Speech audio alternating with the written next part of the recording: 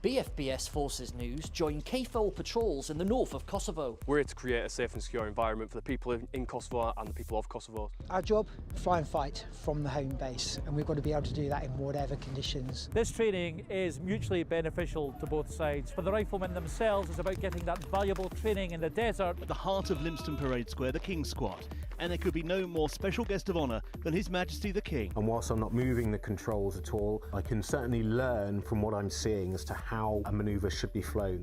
This year, 337 recruits have completed training. That's a first-time pass rate of 99.7%, which is incredibly high. So we have a philosophy on the ship called the Way of the Warrior Sailor. It argues that in order to create morale, you must love and value everybody. This beam here came from HMS Indefatigable. The beams from the Armada were eventually integrated into the pub.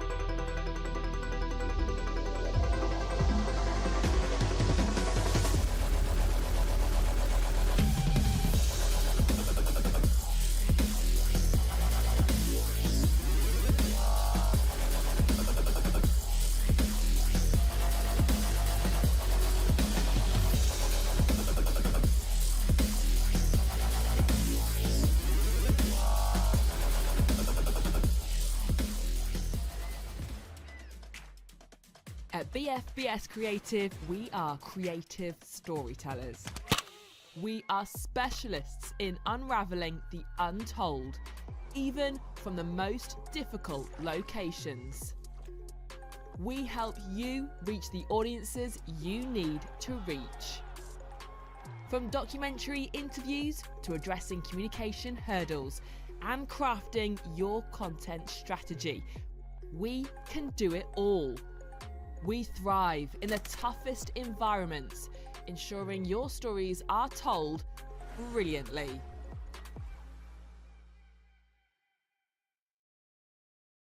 Good evening, everybody. Welcome back to the RAF Storm Shadows channel.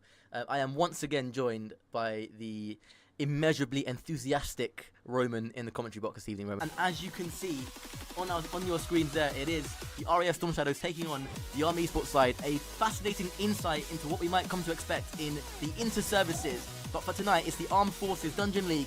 Let's get this show started. Carries this forward, gets 50 with Fraz. Ed gets into that one. Envy tucks it away. And as I say, they need an opening goal. They have managed to get one here, 1-0. Frazic though does some nice defensive work, but P finds Cedric. Cedric finds Envy. Beautiful stuff from the RAF Storm Shadows. 2-0. Approximately a minute and a half left to go. Envy goes for a pass to P. P with a shot. P with a goal. Tucked away in the top left corner. 2-1 to the RAF Storm Shadows, and they are shining through here. After the Army, they've struggled to rotate. They struggled to get into position after kickoff, and P managing to give the RAF Storm Shadows that advantage. Didn't have a lot to work with, didn't have a lot of the goal to aim at, but he put it in the one place that it was going to go to, and Cedric makes it 3! And the floodgates are beginning to open here for the RAF Storm Shadows. A great 30-second burst, and now they've just got to hold it, or even go for more. Air power wins matches in Rocket League, and you can't tell me otherwise, as Ed will tuck that one away, and the Storm Shadows have the advantage here with 3 minutes left to go. Nothing about air superiority there. P just managing to get a pass across. A very strong 50 indeed, and Ed had an entire net to tuck it away. 1-0 to the Storm Shadows, and the Army, they've been crumbling since game 3. Control this one and take it downfield, intercepted immediately by Ed, and this pressure from the Storm Shadows has been relentless, and Envy, the man from Cosford, will tip this away to make it 2-0, and almost an improbable comeback for the Army to try and pull off with 90 seconds left to go. The way they've been playing, the RAF Storm Shadows, they're currently unstoppable. The RAF Storm Shadows, an incredible goal. They've done it again, and it's 2-0 now, and it's 3-0 now. The lead looking unassailable. Away, gives Ed some time here on the sidewall, gets it up. P is on the backboard lurking. Is Ed going to get this one away? No, but Envy's going to be there. Envy's going to tuck it away. It's 4-1 to the RAF Storm Shadows. Rose-tinted glasses are on, and I don't care. It is game over. The RAF have trampled the army 4-1, could be 5-1. I don't care what the scoreline is. It's going to be game over with 1:06 left to go. You're going to have me in the commentary box. I'm going to be hyping the boys the entire time, not just the Storm Shadows, the Sentinels and the Shadows as well. As this game comes to a close with almost P tucking away a very nice shot there, just drops at the death. Storm Shadows 3, the Army Sparrows 1, and well, the Storm Shadows did it in fashion late on. Hi, I'm AS1T Stelios Elia. In-game, I am known as SE1997. Corporal Elliot Greenwood, and in-game I'm known as G-Wood. My name is AS1 Tech Edward Nussey-Waite, otherwise known as Cedric in-game. It's already looking like they've upped the bar from last year, which is a really tough job to even do that. We are looking forward, not just myself, but as a team, to going out on that stage and representing the Royal Air Force as best as we can. Playing up on a stage like this is the first time. We had a thing called Rank A, where it was all the top players played against each other, and then we picked our teams. I've finally made it into the first team after a lot of hard work. Both my teammates are really talented. We gel super well. Really looking forward to playing with them on stage and seeing what we can do. From my end, the leadership were outstanding, no issues at all. Not just from my own personal line management, but also the Royal Air Force Esports Association backed us very well, I should say, and made sure we had all the support we needed to get here, and they're always a phone call away if we do need them for anything.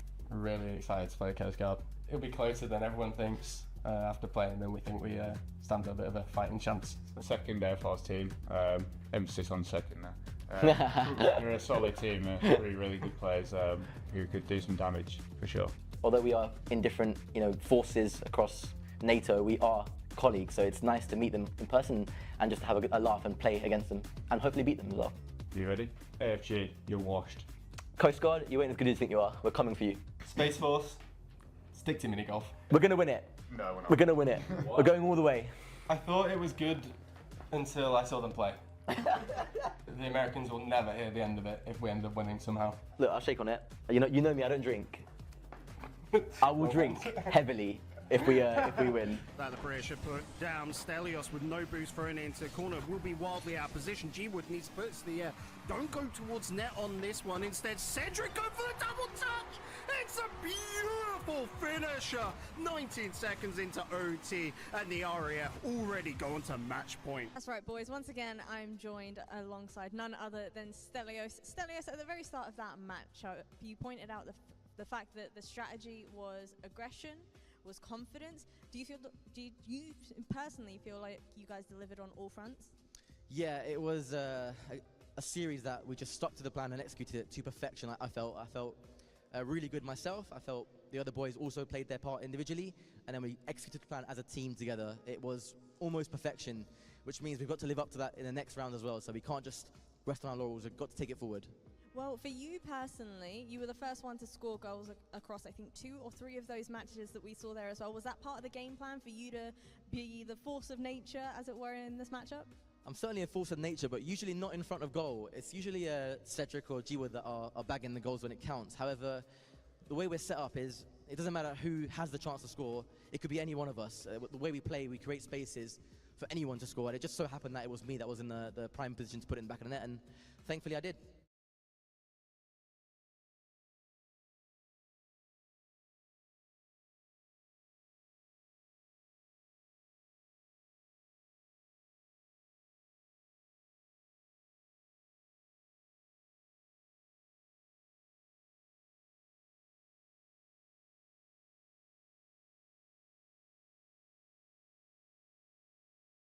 Half, but not for too much longer. Sentinels have broken free, although only momentarily. Now into the retreat. Cedric and Asher, not for the first time today, failing to meet the problem at the source. That's Cedric though. Air gets just the tiniest of the resets on that ball, but it pushes it just over the edge where Asher cannot grab it. And there's an equal response from Samet. Asher in the interception, but straight to T-Wood. Oh, and he shoots just past the post. Stelios! 2-2 at last. Another sucker punch. How strong is that proverbial jawline? And actually, you can see the severity of the situation. There's no smiles. And Samet again waits it out. Stelios now looking for Cedric. Oh, that's a beautiful layoff. for Storm Shadows. Of course, we're going to be showcasing the other lower bracket match as well. It's going to be coming up on your screen later on. Just a quick cut where there's only one life for the team and there is no field for mistakes. I feel like it's easier said than done. I also worry that this might be too simple a statement to make of the situation, Jam. For the Sentinels, is it really as clear-cut as get it? And all the while, time being burned off the clock. Still 2-1 Sentinels, but that's going to change very quickly. I feel like I put on my crown, Jam. The King of Cursed is back. For SHOWMATCH as well to look and demo or bump the player out of the way. Not on that attempt. I'm pretty sure Storm Shadows will be thinking about it. That's certainly one thing on Cedric's mind though. Golds, golds, and more golds. And Cedric actually just lays off, allows Samez the room, but then wiggles his way through all on his own. Cedric to G-Wood! It's a save, but it's not enough! 2-1 Storm Shadows! The ball caroms off the oncoming player with a series-winning goal scored just 30 or so seconds before the end of the game. It is the Royal Air Force Storm. Spirited a performance as that was. Let us not forget that they have now tripled their game output in a single. Do apply. And that resource will eventually run out in the form of boost. Oh, very sneaky from Cedric. Lovely flick over the top of everybody. Oh, it's a spectacular from Cedric. Space Force just a little bit. Exchange of long-range efforts, but I do love the proactivity and Reed's shot. Cedric denies it. Crossbar post out. That is fortuitous. And now they're down the other side with a potential opportunity. G-Wood snuffed at the near post. 3 minutes plus! And they don't need the 3 minutes plus, just shy of. Cedric with a stunner. And it's match point for the Storm Shadows. Doubling up now. This suits Space Force just fine. 1-0 advantage. A slender one, yes, but one nonetheless. And Space Force relying a lot more on demos, but who needs demos, Jam? Where you've got G-Wood, what a redirect. Sometimes you got to throw that experience out the window and play the game in front of you. But I'm not going to commit to a certain way of thinking. I'll let you as the audience decide. And I'll let these players on the pitch decide. I tell you what, G-Wood is getting a bit of a handle, a bit of a knack on creating these goals out of nothing. They do so gracefully. You know, Space Force press not as intensive as I would like to see personally, and that's allowing the Storm Shadows not just time on the ball to get out of defense, but to get shots away, Jam, and Stelios has just put them ahead. Cannot get it out as far as the midfield line. Still keep on returning. Cedric sees that there's just no opportunity for Ethan to raise it down from his head, and Cedric wins it in overtime for Royal Air Force. A 7-game thriller with 1 extra minute of the overtime. He is the absolute star player of that Storm Shadow side. The runners-up rise. RAF Storm Shadows continue their lower bracket journey. The Space Force valiant until the end. But in the end, it was Cedric, a man who made a couple of mistakes earlier on, a man who let Space Force back into the game, who truly struts his stuff when it matters most. Wow. Stelios, the most animated. Stel, talk to me, because we had a few overtimes in this series as a whole. Game number 3 in particular, you were looking incredibly stressed. The comms between your team, I'm assuming, were a little bit chaotic. At times it was very, very chaotic. Yeah, you're right. You're spot on with that. And in those moments, it's actually Cedric, or as we know him, Ed, who takes a second just to scream out comms, comms, comms, comms, comms.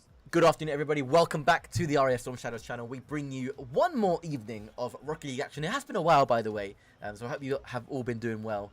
As we are a day or two, Danny boy, and welcome back to the stream, from flying out to the Allied Forces Esports Invitational in Utrecht, Netherlands. That promises to be a spectacle for you all to enjoy on Saturday, Sunday and Monday. But for now, Danny, as I welcome you back to the stream, it is the spotlight going on the RAF Hurricanes, who currently sit bottom of the RAF roster rankings, versus a brand new development team. Now, Danny, we have seen the RAF Harriers before in this position in the dev team. grinding hard for 2 or 3 months, and then getting that called up to become an official roster.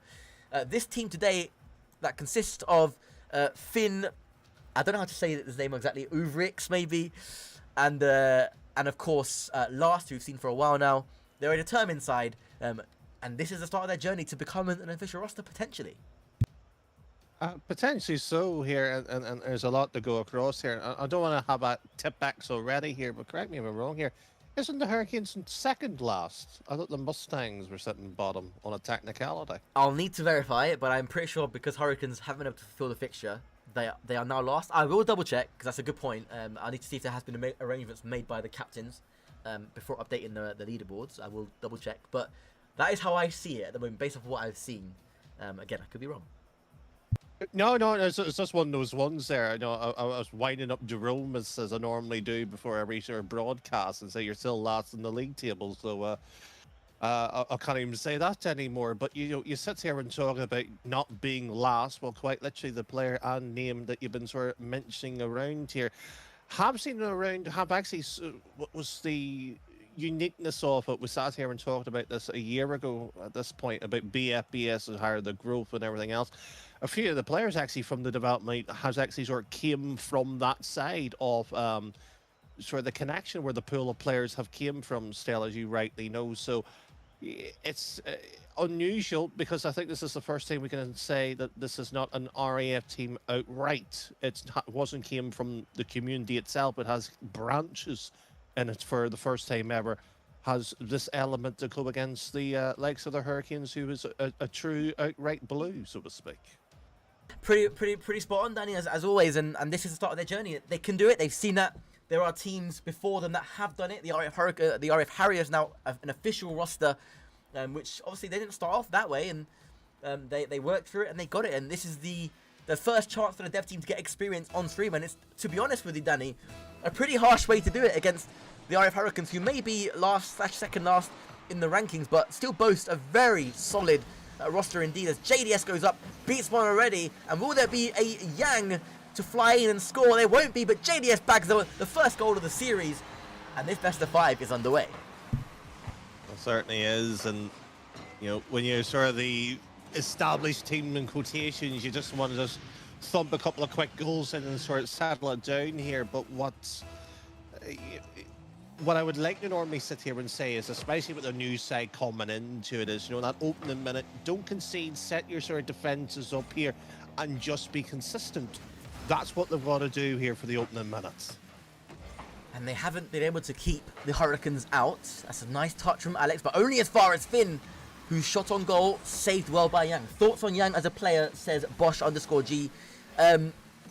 One of the stronger Hurricanes players, I think, and haven't seen too much of him, but I know he has hit C2 and above. So he's one of, on paper, the higher ranks of the team, alongside JDS, of course, who, in my opinion, is up there with the best that this team has to offer. Jack as well, who isn't in the Hurricane squad tonight. Another player that they have who's very, very talented, and of course, Captain Cuddles, who I believe is in the squad tonight, currently on the bench for the first game. Also doing what we know Cuddles does best, which is always enjoying himself, smile on his face, and playing doing as best as he can. And by the way, Cuddles, GC1 peak in his career. He knows a bit of one or two things about ball. But yeah, 100% my goat, says Boss G. Yang, excellent player, bags of potential. I wish we could see more of him, and indeed this Hurricanes roster. And Joe Watt here, and Osirtis, we were talking about just before we went on broadcast, and somewhat leaking conversations or tidbits of history here. Back in the day when Rocket League Ireland used to be a thing where, if you want to say that, I was somewhat more active back in that community. We used to have a tier 1, tier 2, tier 3 structure for the likes of, obviously your SSL, your 2Ks, which would be essentially your Envies and Cedric here, would be your tier 1 here. This is essentially, no disrespect to these players, they're the tier 2 sort of element of the RAF here, where you're having that, if you are just tuning in for the first time or maybe just seeing it, the less regular faces of it, we aren't expecting big things from the players. What we are expecting here is, shall we say, that GC1 ability to come through, the ability to see the ball, the ability to find the team, the ability to build pressure. And so far here for the opening game here, because there was elements of it where the sat here thought 2-3-0 perhaps here against the RAF development team, just through inexperience here. Both sides have actually taken this, how can I say it, very much serious in terms of shape so far. Absolutely, Danny. It's a solid rotation from both sides. It's set up well.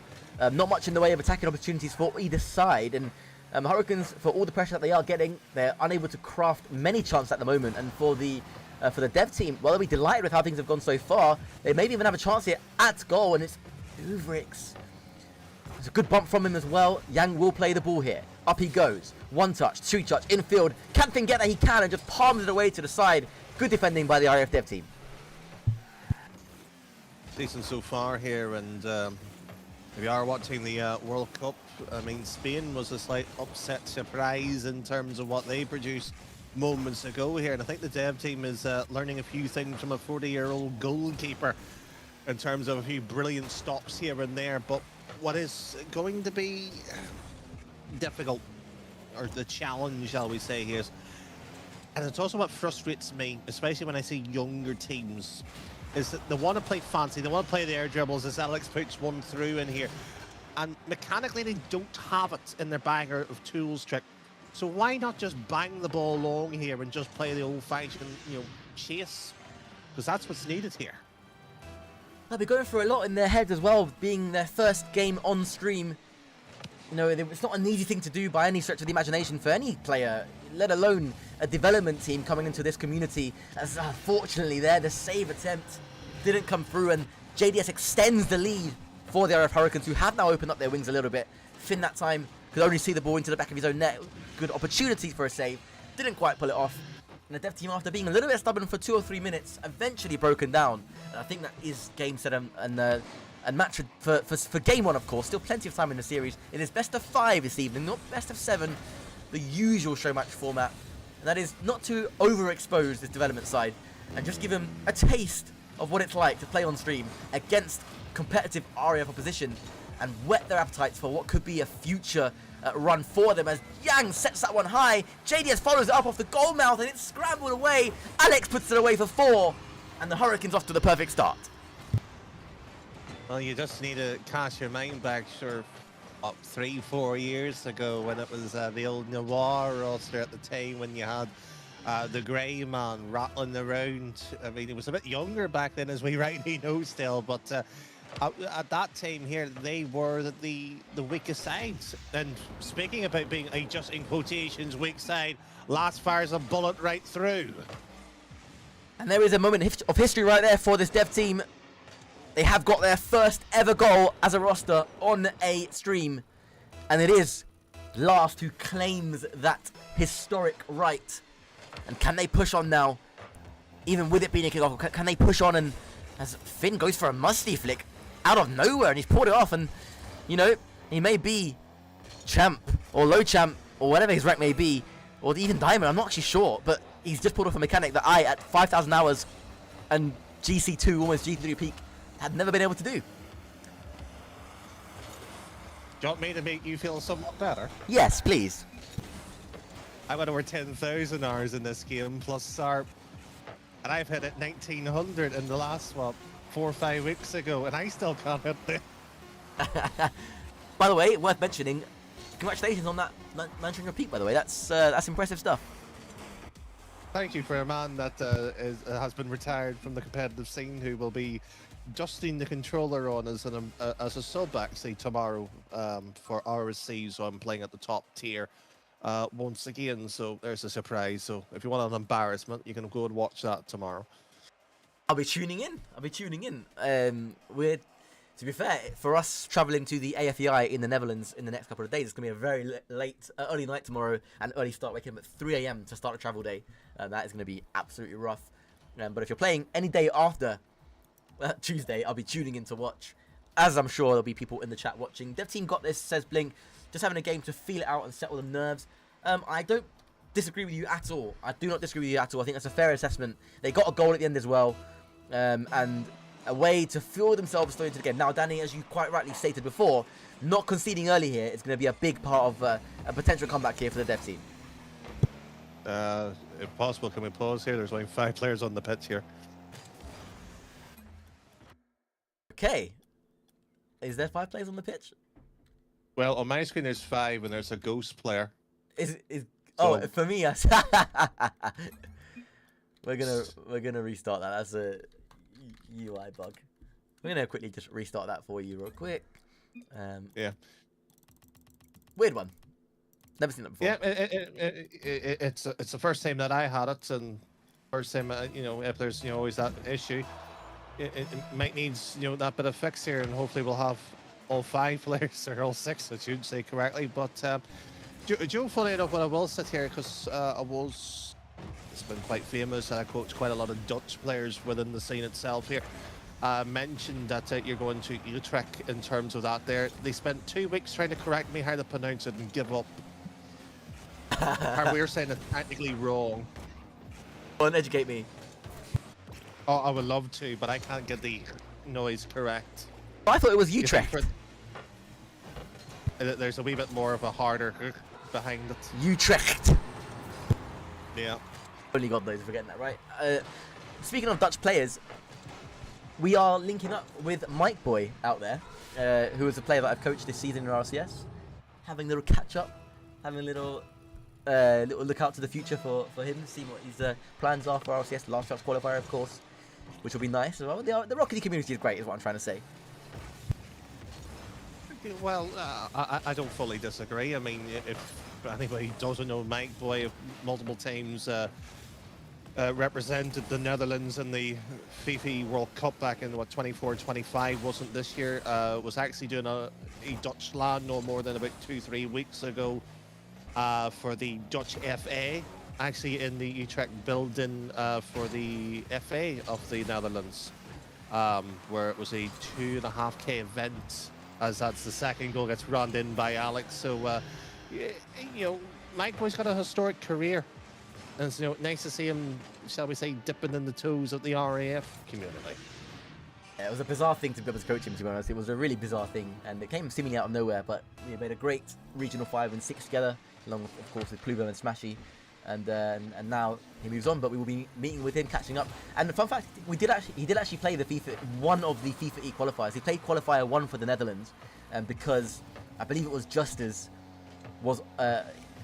fell sick actually after day 1, which meant my Cyprus team that I was coaching, when we finished 4th in our group, we ran it into Mike Boy, Jorias, and Oli, which was pretty painful for my Cyprus team, and we've done well to keep it relatively low, the scoreline, but it was fun to coach against one of my own players, and that was another proud moment for me, coaching Cyprus as well.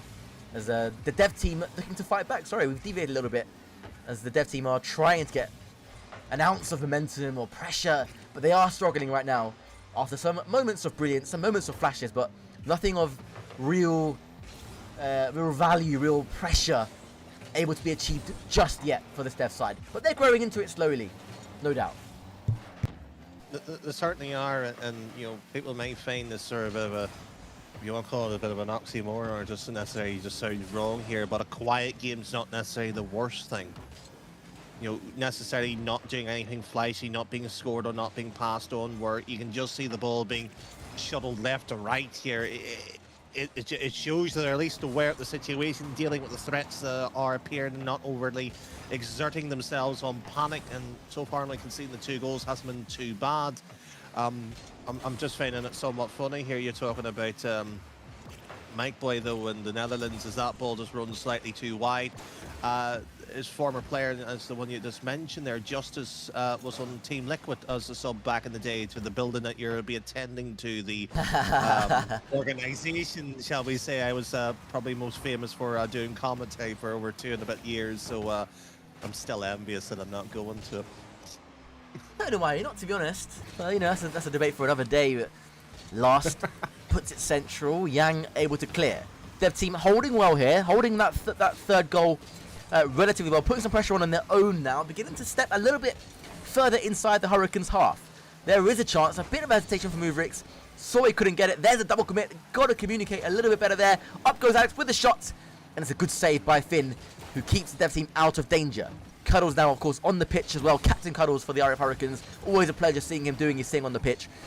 And he goes up. Finn, lovely effort. Alex with a super save to keep it 2-0, sorry. You're getting a wee bit ahead of yourself here, getting an extra couple of goals here. And Joe Watts here, may as well sum up, reach onto this one as that shot gets saved away here. Development squads are new squads. Best player to ever come through, not including the top team ever from the RAF. Has to be somebody outside of them. Has to be G-Wood. G-Wood started his journey with RAF Noir when it was still called Noir. It has got to be a G-Wood. That is technically the best development player that has ever been. Now, of course, leading up the team that, of course, won the last inter-service qualifier, Qualifier 1, beating the Storm Shadows. So, hard to argue, I think, against it at the moment. And I think that's my vote. I don't know if you see it differently. No, I'm just intrigued and see where the potential conversation can go. You know, would you count outright the #1 spot in the form of G-Wood or somebody maybe a wee bit lower down in terms of contribution? Well, it depends what the question is. If the exact question is, who is the best player to come from a developmental team, which, you know, at the time, of course, Noir was, seeing where G-Wood is currently, I have to give it to him still. But please disagree with me. Feel free. Yeah, it's one of very few times on broadcast you'll hear this. I have absolutely nothing to disagree with on that one. G-Wood would have been my pick as well. But it's somewhat leading to where my point is here. You know, many people may be just tuning in here, watching the dev team. Yes, unfortunately losing 2-0 on the series-wise. But as you rightly said, it's a sort of an appetizer. So whet the appetite in terms of what they can do, what they can and go and achieve here. You know, back in the day, the likes of, you know, G-Wood, you know, was not that player that, you know, people would have sat there, yeah, I'll have him on my team because he wasn't the best player around here. He had to start from somewhere. And for the likes, you know, last Utrecht, they have to start somewhere here. And I know Finn, who is playing this evening here, has been pointed out to myself here in the green room earlier this afternoon. You know, friends, family, or, you know, even, you know, special loved ones tuning in here, so are going, well, he's not very good, some people might think. And, well, give it a second here. You know, glory doesn't start on day one. No, and this is a journey. This is a journey for this development team, and they're a development team for a reason, because they've shown aptitude and the want and the hunger to play together and develop as a team together, which they have been doing across these last couple of weeks. I've seen the prep myself. I always see them in their VCs as Yang puts that one bottom right. Beautiful finish, receiving the pass from Jake as well, JDS. Another super player for this Hurricane side, and it's hard to believe